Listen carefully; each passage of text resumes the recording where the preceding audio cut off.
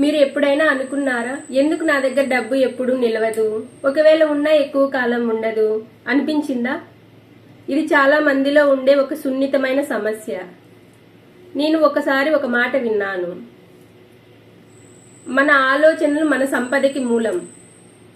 మనం చూసే దృష్టికోణం, మనం చూసే వే ఏదైతే ఉంటుందో అది మారితే మన జీవితం కూడా మారుతుంది.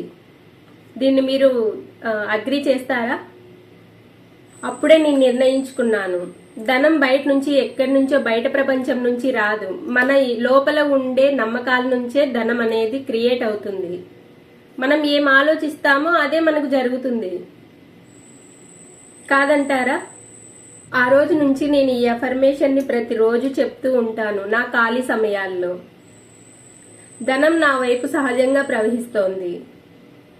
రోజు రోజుకు నా ఆర్థిక పరిస్థితి మెరుగవుతోంది. ఇది ఏంటి, మనలో మనం పాజిటివ్ వేలో మన ధనం పట్ల మనం ఒక అఫర్మేషన్ చెప్పుకుంటున్నాము. నెగిటివ్ బిలీఫ్స్ అనేవి పక్కన పెట్టి పాజిటివ్ గా థింక్ చేయాలి ఎప్పుడు. మీరు కూడా ట్రై చేయండి. మీలో ధనాన్ని ఆకర్షించే శక్తి ఉందని మీరు నమ్మి ఆశ్చర్యపోతారు. ఒకసారి నమ్మి చూడండి. ఈ మనీ అఫర్మేషన్ మీకు నచ్చితే కామెంట్ చేయండి, షేర్ చేయండి. ఇలాంటి మోర్ వాల్యుబుల్ ఇన్ఫర్మేషన్ కోసం మన పేజ్ని ఫాలో అవ్వండి. Thank you.